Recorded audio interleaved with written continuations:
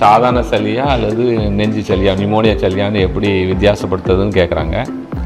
பொதுவாக பார்த்திங்கன்னா சீசன் டைமில் மூக்கு ஒழுகுது, தும்மல் இருக்குது, இருமிக்கிட்டே இருக்குது, ஃபீவரும் ஒரு லோ கிரேட் ஃபீவராக இருக்குதுன்னா நம்ம பொதுவாக ஜலதோஷ சளின்னு தான் எடுத்துக்கிடுவோம்.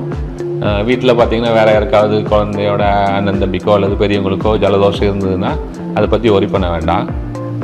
ஆனால் குழந்தைக்கு நல்லா தொண்டை வலி இருக்குது, காய்ச்சல் அதிகமாக இருக்குது, குழந்தை சாப்பிட மாட்டேங்குது, வாயிலேருந்து எச்சு ஒழுகுது, அல்லது மூச்சு திணறல் இருக்குது, மூச்சு வாங்குறது வேகமாக இருக்குது, அப்படி இருந்ததுன்னா உடனே நம்ம மருத்துவரை அணுகி காமிக்கலாம். பொதுவாக ஜலதோஷங்கிறது ஒரு கிட்டத்தட்ட ஒரு 5 நாள் 6 நாள் இருக்கும்.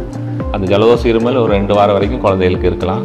பெரும்பாலான அதுக்கு இந்த மாதிரி ஜலதோஷத்துக்கு வைத்தியம் தேவைப்படாது. காய்ச்சலுக்குள்ள மருந்தும் கொஞ்சம் சுடு தண்ணி மட்டும் குடித்தாலே போதுமானதாக இருக்கும்.